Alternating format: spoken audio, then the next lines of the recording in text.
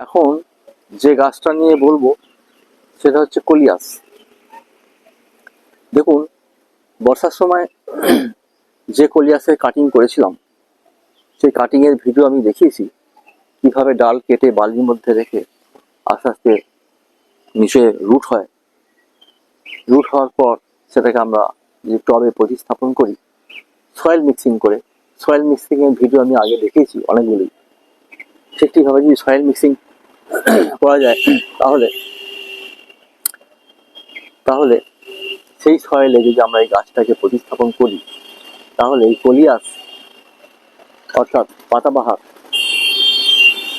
গাছের রং, সাইজ এবং গ্লেজ দেখুন কত সুন্দর লাগছে। এই কলিয়াস গাছের বিশেষ ফাঙ্গাস লাগে না,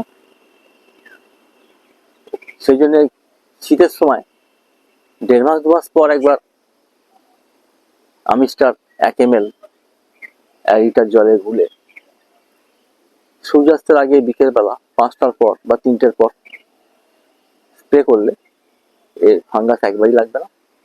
আর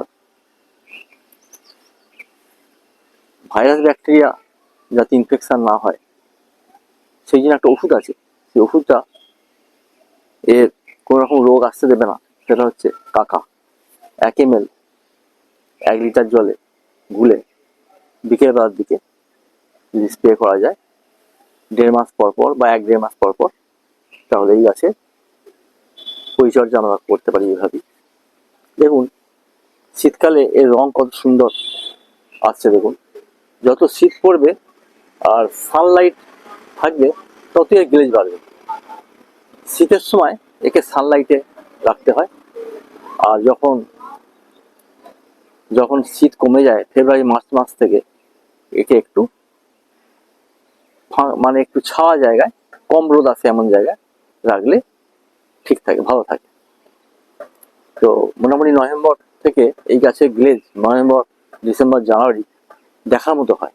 দেখুন গাছের পাতা কত সুন্দর বড় বড় হচ্ছে। আর ফার্টিলাইজার হিসাবে শুধু খোল জল দিলি সাফিসিয়েন্ট, তাও 1 মাস পর।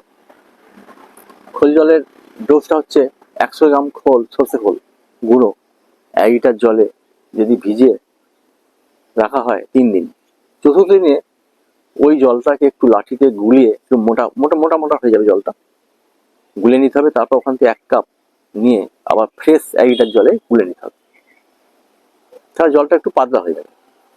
সেই জল যদি 6 ইঞ্চি টব হয় তাহলে 1 কাপ দিয়ে দিন, যদি 8 ইঞ্চি 10 ইঞ্চি হয় 1.5 কাপ 2 কাপ দিয়ে দিন। দিয়ে তারপর সেদিন ছেড়ে দেবেন, তারপরের দিন একটু জল দিয়ে দেবেন। উপরের যে লেয়ারে খোল জল থাকবে সেটা আবার ভিতরে ঢুকে যাবে, রুটের মধ্যে চলে যাবে। তো এইভাবে যদি এর পরিচর্যা করা যায় তাহলে এই কলিয়াস অর্থাৎ পাতাবাহার এইভাবেই সুন্দর রং হয়। পাতার সাইজ, পাতার যে কালার সুন্দর আসে। দেখুন এটাও কলিয়াস পাতাবাহার, এটা একটা অন্য ভ্যারাইটিস, অন্য রঙের ছাপ ছাপ। এটাও ওই একই ভাবে পরিচর্যা করতে হয়। এটাকে আমরা পলি ব্যাগেও প্রতিস্থাপন করতে পারি, মাটির টবেতেও করতে পারি, আবার আমরা প্লাস্টিক টবেতেও আমরা করতে পারি।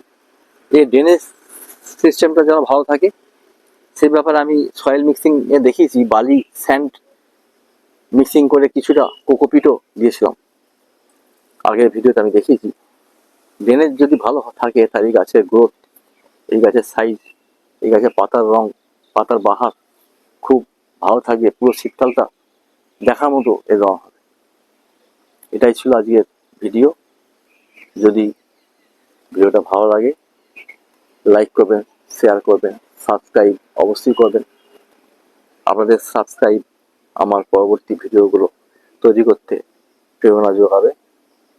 থ্যাংক ইউ, ভালো থাকবেন, আবার দেখা হবে।